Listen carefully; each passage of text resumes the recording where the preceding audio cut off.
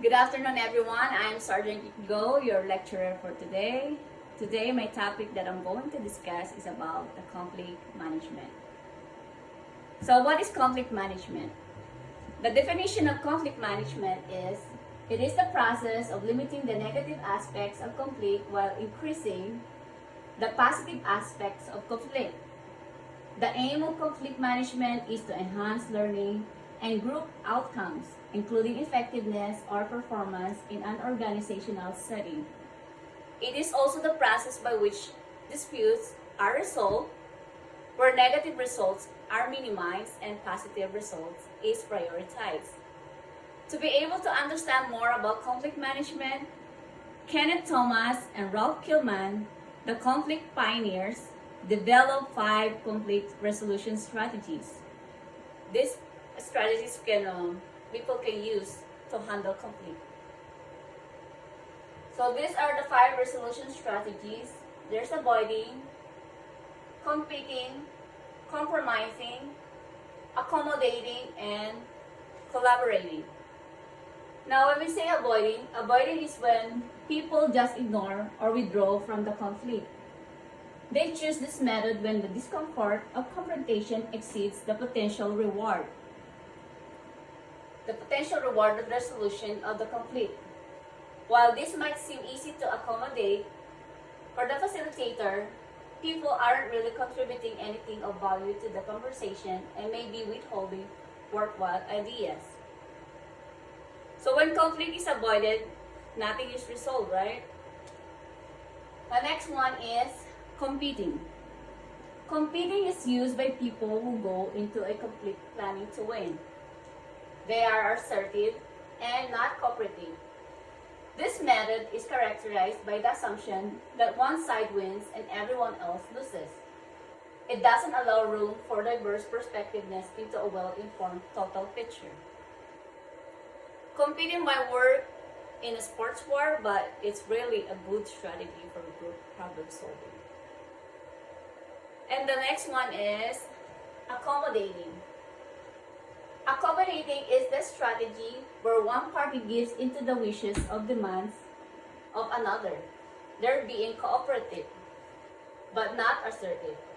This may appear to be a gracious way to give in when one figures out or she has been wrong about an argument. It's less helpful when one party accommodates another, merely to preserve harmony or to avoid disruption. Like avoidance, it can result to unresolved issues. You just want to accommodate everyone, but the problem is still there. The next one is the collaborating. Collaborating is the method we use when people are both assertive and cooperative. A group may learn to allow each participant to make a contribution with the possibility of creating a shared solution that everyone can support. It's like collaborating. It's like using everyone else's idea to solve the problem. It's like a teamwork. The next one is compromising. Compromising is another strategy where participants are partially assertive and cooperative. The concept is that everyone gives up a little bit of what they want and no one gets everything they want. Compromise is perceived as being fair, even no one is particularly happy with the final outcome. And the next topic that I'm going to discuss is about the conflict management skills. There's the communication, emotional intelligence, empathy, creative problem solver. They're pretty much self-explanatory. Now when you say communication, much unnecessarily conflict can be avoided simply with clear, accurate, written, and verbal communication. Assumptions about what other people already know, think or intend what cause resentment or worse. People argue because they just want to be heard. Simply a good listener can be enough to inspire or resolve hurt feelings.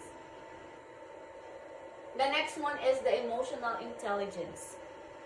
The emotional intelligence is the ability to understand your own feeling and those with other people, and to handle your feelings as well. And people who have a high emotional intelligence are good at identifying and meeting the needs of others while taking responsibility for their own needs and feelings. The next one is the empathy. Empathy means feeling what other people feels. It's the ability to see the situation from someone else's point of view, understand their needs, motivations, and possible misunderstandings. And the last one is creative problem solving. It's understanding and communications are all very well and good, but do not help much if you don't have any solution for the underlying problem. Those are my example for the skills management, skills conflict management. And now I'm going to discuss is how to prevent conflict. Now there are a few ways to prevent conflict management. The first one is learn to keep a control on your emotions.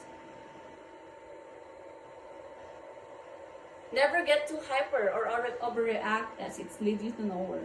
Always remember that other individual you are dealing with might not be as educated as you, might not be from the same background as you, but you have no right to ridicule his opinions.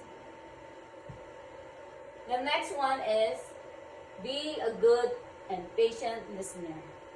Listen carefully of what other person has to say, and then only give your expert comments.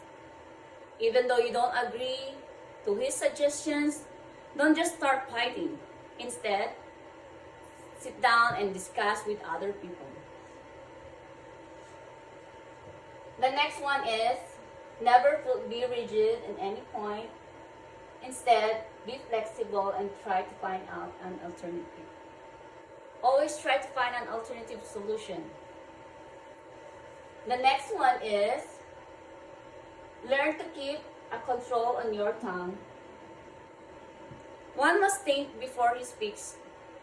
Don't unnecessarily shout other people as it only spoils the ambience, but it also brings a lot of negativity around.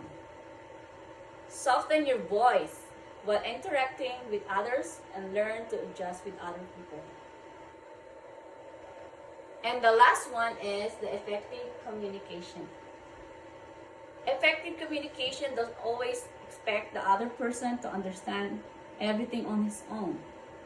It is your moral responsibility to make him aware of what you exactly expect out of him.